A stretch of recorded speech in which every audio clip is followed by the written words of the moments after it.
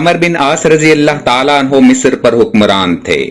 رعایا خوش اور ملک ترقی کر رہا تھا کہ حضرت عمر خلیفہ ثانی رضی اللہ تعالیٰ عنہ نے شہادت پائی اور حضرت عثمان رضی اللہ تعالیٰ عنہ خلیفہ سوم منتخب ہوئے۔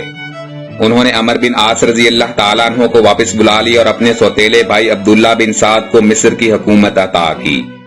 اہل مصر اس تبدیلی سے ناخوش تھے مگر خلیفہ کی حکم عدولی ناممکن تھی۔ حضرت خلیفہ ثانی رضی اللہ تعالیٰ عنہ کا دبدبہ ان کے ساتھ ہی ختم ہو چکا تھا۔ ہرکل شہنشاہ روم مر چکا تھا اور اس کا بیٹا قسطنطین شہنشاہ روم تھا۔ سکندریہ کے رومی قسطنطین سے نامہ پیام کرتے رہتے تھے۔ اب جو حضرت خلیفہ ثانی رضی اللہ تعالیٰ عنہ کی شہادت کی خبر عام ہوئی اور عمر بن عاص رضی اللہ تعالیٰ عنہ کی واپسی اعلان ہوئی تو قسطنطین کے جوان خون میں لہر آئی۔ مصر کی یاد آئی۔ سکندریہ کی یونانی رعایا تو پہلے ہی اس کی ہم نوا تھی۔ اس نے ایک لشکر جرار تیار کیا، اسے اسلحہ سے لیس کر کے جہازوں پر سوار کیا اور سکندریہ پر بڑھنے اور مسلمانوں سے لڑنے کا حکم دیا۔ اس فوج کا سپہ سالار ایک مشہور بہادر اور تجربہ کار رومی تھا جسے مینویل کے نام سے پکارا جاتا تھا۔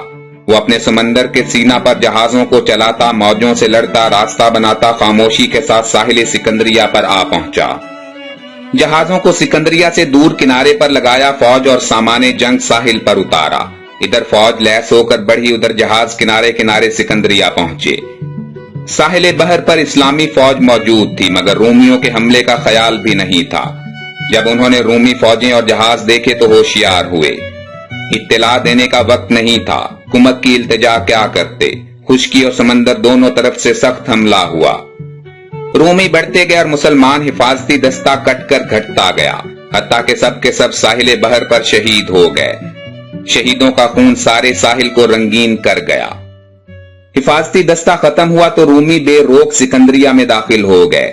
جتنے مسلمان ملے سب کو تہے تیغ کیا، ان کا مال و اسباب لوٹا، عورتوں پر تلواریں برسائیں، بچوں کو نیزوں پر اچھالا، معصوموں کے گلے کاٹے اور سکندریہ پر اپنا قبضہ مکمل کر لیا۔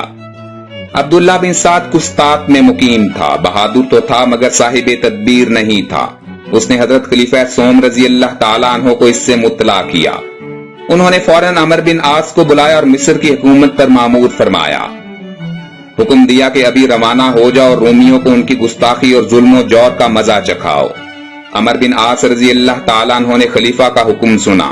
مصر پہنچے، رعایا نے ان کی آمد پر خوشی منائی، بڑھ کر استقبال کیا اور اسکندریہ کے مسلمانوں کا حال زار بیان کیا۔ ظلم و ستم کی اس داستان کو سن کر عمر بن عاص رضی اللہ تعالیٰ عنہ اپنے آنسو نہ روک سکے۔ بھرائی ہوئی آواز میں کہا، تم تعاون کرو تو اس ظلم کا بدلہ چکانا کچھ مشکل نہیں۔ سب نے تعاون کی پیشکش کی۔ عمر بن عاص رضی اللہ تعالیٰ عنہ نے اپنی فوجوں کو ترتیب دیا، رسد کا معقول انتظام کیا اور سکندریہ پر پیش قدمی کر دی۔ رومی تو منتظر تھے ہی، ساحل کی حفاظت کی ضرورت نہ تھی کیونکہ مسلمانوں کے پاس ایسے جہاز ہی نہیں تھے۔ وہ بڑے جوش اور ولولہ کے ساتھ شہر سے نکلے، میدان میں فوجوں کو مرتب کیا اور مسلمانوں کے خون کے پیاسے ظالم عیسائی تلواریں چمکاتے، رجزیہ گیت گاتے اسلامی مجاہدین پر حملہ آور ہوئے۔ مجاہدین نے اللہ اکبر کا نعرہ لگایا، انتقام کا گیت گایا، تلواروں کو نیام سے نکالا، ان کی کاٹ کو آزمایا اور رومی عیسائیوں کی بوٹیاں اڑانے لگے۔ انتقام کے جذبہ نے ان کے خون میں آگ لگا دی۔ وہ برقے سوزاں بن کر گرے، دشمنوں کو جلاتے، تلواریں چلاتے، گھوڑے دوڑاتے بڑھتے ہی گئے۔ رومی فوج نے انہیں روکنا چاہا، تلواریں اور نیزے چمکائے، بے دریغ بڑھ بڑھ کر حملے کیے مگر اسلامی تلوار کا کاٹ ہی کچھ ایسا تھا کہ اس کے زخم کا مرہم نہیں تھا۔ وہ بھی بڑی پامردی سے لڑے، کٹتے گئے، کچلے گئے مگر پیچھے نہ ہٹے۔ لڑائی ترازو ہو رہی تھی، بڑا سخت مارکا تھا، کبھی مجاہد دبا کر پیچھے ہٹا دیتے، کبھی رومی بڑھ آتے۔ پادری انجیل اٹھائے مذہبی جذبات کو بھڑکا رہے تھے، نجات کی دستاویزیں بانٹ رہے تھے، حضرت مسیح علیہ السلام کا واسطہ دے رہے تھے۔ خون خون کی پکار تھی، آسمانی بادشاہت کی جیکار تھی۔ عمر بن عاص رضی اللہ تعالیٰ عنہ نے جنگ کا رنگ بدلنا چاہا، اپنے گھوڑے کو ایڑ لگائی، اللہ اکبر کا نعرہ لگا کر قلب پر حملہ کر دیا۔ مجاہدین نے بھی نعرہ ہے تکبیر بلند کیے، ایک نیا جوش مجاہدین کو مسرت کرنے لگا۔ وہ عمر بن عاص رضی اللہ تعالیٰ عنہ کے ساتھ بڑھے، ایک ایسی زبردست ٹکر ماری کہ رومی پہاڑ لرز گیا، لشکر میں دراڑیں پڑ گئیں، لشکر کی ترتیب درہم برہم ہو گئی۔ مینول نے یہ حال دیکھا تو وہ خود بڑھا، اپنے لشکر کو بڑھایا، لشکر کی ترتیب کو درست کرنے کی کوشش کی، مگر مجاہدین نے اس کی ساری محنت کو مٹی میں ملا دیا۔ رومی کٹنے اور دبنے لگے، مجاہد کاٹنے اور بڑھنے لگے۔ مینول آڑے آیا، عمر بن عاص رضی اللہ تعالیٰ عنہ جیسے نحیف و نزار پر حملے کے لیے پر تول کر آیا۔ ایک مجاہد نے اسے ٹوکا تو عمر بن عاص رضی اللہ تعالیٰ عنہ نے مجاہد کو روک دیا، کہنے لگے یہ میرا شکار ہے، اسے میرے لیے چھوڑ دو۔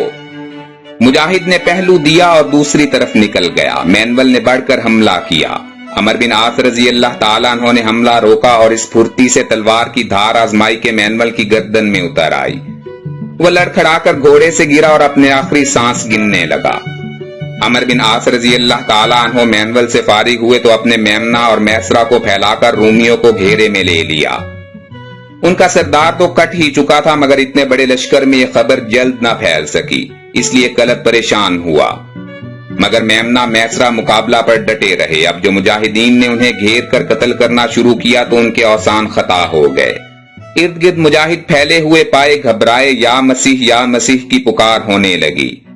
مینول کی ہلاکت سے مطلع ہوئے تو الامان کا شور مچ گیا، تلواریں ہاتھوں سے گر گئیں، نیزے زمین پر آ پڑے، ترکش کندھوں سے کھسک آئے، آنکھوں میں موت کی تصویر آ گئی۔ سکندریہ کے بے بس مسلمانوں کے خون آلود چہرے دکھائی دینے لگے، معصوموں کے لہو بھرے جسم فریادی نظر آئے۔ گھبرائے کہ اب کیا ہوگا، کاش ہم مسلمانوں پر اتنا ظلم نہ کرتے۔ عمر بن عاص رضی اللہ تعالیٰ عنہ نے الامان کا شور سنا، ہتھیار پھینکے ہوئے دیکھے تو مجاہدین کو حکم دیا کہ تلواریں نیام میں کر لو، ہماری طرف سے امان ہے۔ مجاہدین نے فوراً ہاتھ روک لیے اور ان کی تلواریں نیاموں میں گھس گئیں۔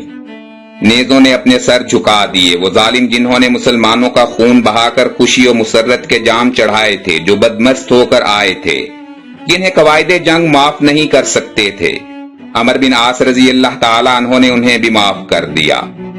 سکندریہ کے رومی کو اپنا انجام نظر آ رہا تھا، انہوں نے غداری کی تھی، بے وفائی کے مرتکب ہوئے تھے، مسلمانوں کا خون بہایا تھا، شہنشاہ روم کو اکسایا اور سکندریہ پر حملہ کرا دیا تھا، مگر جب انہوں نے بھی ننگے سر حاضر ہو کر امان مانگی تو عمر بن عاص رضی اللہ تعالیٰ عنہ نے انہیں بھی معاف کر دیا۔ اس فتح کی یاد میں وہاں ایک مسجد بنائی گئی جس کا نام مسجد رحم رکھا گیا۔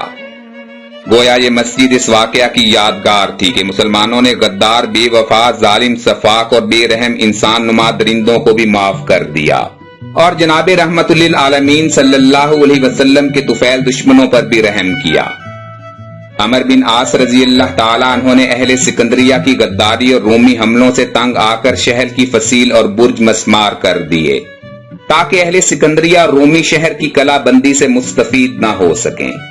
مشہور اسلامی جنگوں پر سیریز کی مزید ویڈیوز دیکھنے کے لیے ہمارے چینل ہسٹورک انفو کو سبسکرائب کر لیں، اور ہر لمحہ باخبر رہنے کے لیے گھنٹی کے نشان کو دبا دیں۔